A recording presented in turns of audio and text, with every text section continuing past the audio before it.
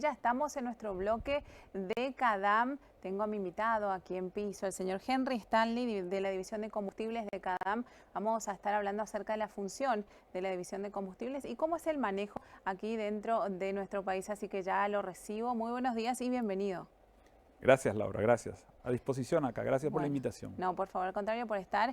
Y para hablar un poquito acerca de la función de la División de Combustibles dentro de la CADAM, ¿cómo es el manejo?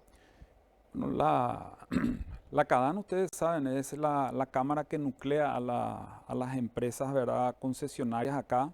Y es muy importante el tema del combustible que hoy reciben los vehículos, porque todos los vehículos importados formalmente en nuestro país son vehículos que están homologados en fábrica para el tipo de combustible que vamos a comercializar o que tenemos comercializando acá en el país. O sea, si yo hago una importación sin atender, sin que la fábrica, cuando yo me refiero a fábrica, digo la fábrica que ensambla los vehículos, sea en el Brasil, sea en Japón, sea en Corea, o sea en Alemania, o sea donde sea, ¿verdad?, en Estados Unidos, esas fábricas deben saber el tipo de combustible que está comercializando en el país donde van a enviar los vehículos. Por eso es importante que ese punto no sea salteado o sea saltado en el momento de hacer la evaluación de la importación del vehículo. Muchas fábricas no quieren traer un vehículo a un país determinado, no envían un modelo determinado a un país por el tipo de combustible, porque es quemar, la marca en ese lugar. Claro. Y por otro lado también hoy tenés el tema ambiental. O sea, si el combustible no es el adecuado para el lugar donde va, el destino al que vas a llevar ese vehículo, estás afectando al medio ambiente. Y hoy las restricciones ambientales son bastante severas, ¿verdad?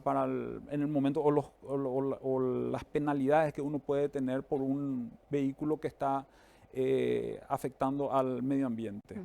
Bueno, eso lo realiza la CADAM en conjunto con otras instituciones. Sí, lo realiza, o sea, CADAN es un gremio, ¿verdad?, que se adecua a lo que las instituciones nacionales indican, en este caso el Ministerio de Industria y Claro. Comercio, en este caso también está el Instituto Nacional de Tecnología y Normalización, ¿verdad?, que son los entes operativos, vamos a decir, de lo que es el control de combustibles.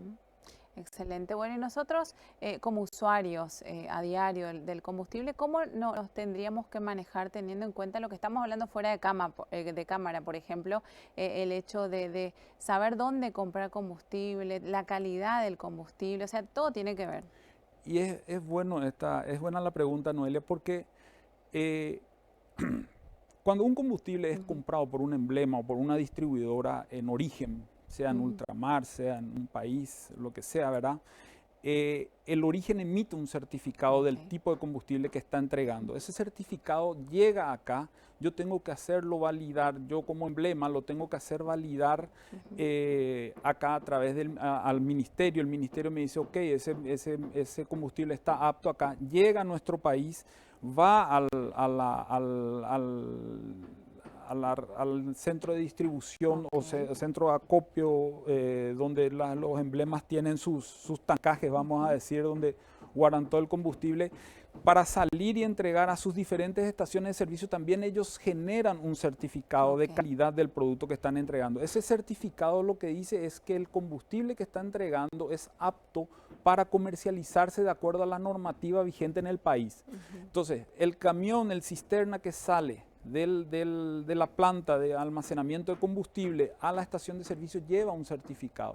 Le entrega a la estación de servicio el certificado. El certificado le sirve de respaldo a la estación de servicio para decir, yo recibí un combustible en condiciones y le estoy entregando también al consumidor final un combustible en condiciones. ujú. Entonces, ¿qué es lo que ocurre?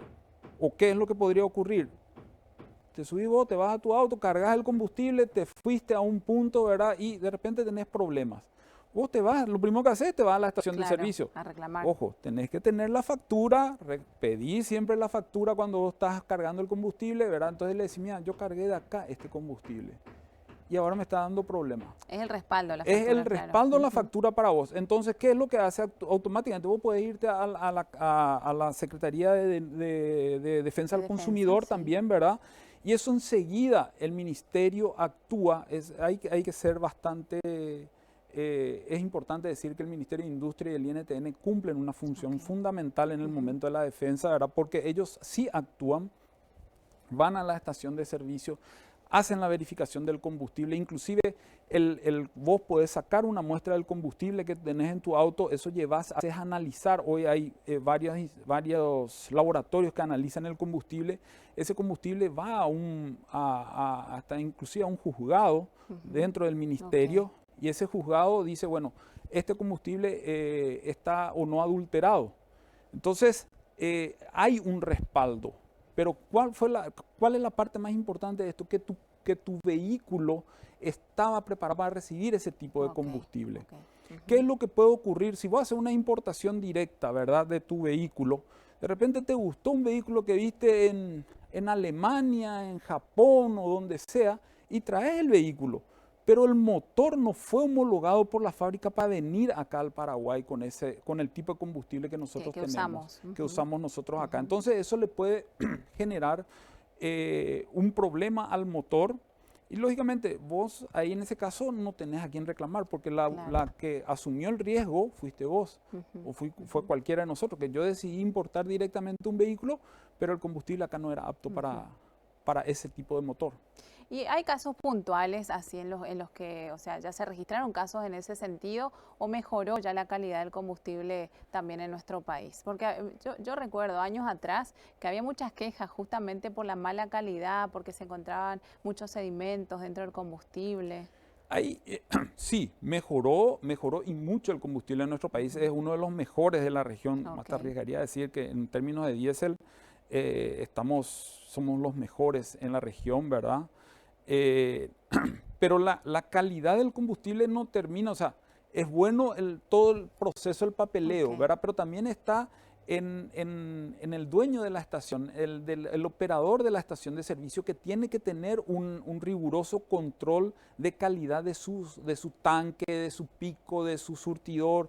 O sea, hay Es un elementos, conjunto, un claro, de conjunto cosas. que para eso está el ministerio también. Esa es otra de las cosas que actúa el INTN, ¿verdad? No solamente ellos verifican el litraje Ujú. correcto, sino que también ellos van en ese momento a la estación y verifican la infraestructura. Si vos te vas a una estación y mirás y decís las luces apagadas, un surtidor que no funciona, el piso roto, ya decís, si así yo lo veo de afuera, ¿cómo será de adentro, verdad? O Claro, sea, lo que yo no claro. estoy viendo. En ese caso, el combustible es una parte muy importante, y quien no conoce, por experiencia te digo, quien no conoce de la operación de una estación de servicio, generalmente se estrella. Ujú. Se estrella porque cree que es solamente entregar el combustible, y hay, como te estoy diciendo, hay una cantidad de acciones durante, antes y después de la entrega del combustible. Ellos tienen que tener inclusive una muestra para tener, mira, yo este es el lote que me llegó de tal parte, yo tengo acá la botella donde estoy guardando el combustible para en caso de que tenga un Ujú. problema, yo entrego y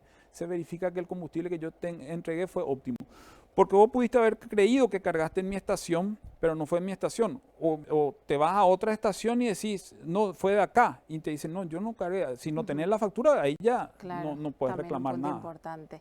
Bueno, señor Henry, le agradezco muchísimo por estar acá en nuestro programa. Sin dudas es el comienzo de muchas charlas que van a venir más con relación a estos temas importantes de combustibles. Así que muchísimas gracias por estar aquí en el bloque de CAN, ¿sí? A las órdenes, Laura. Hasta Sí. luego.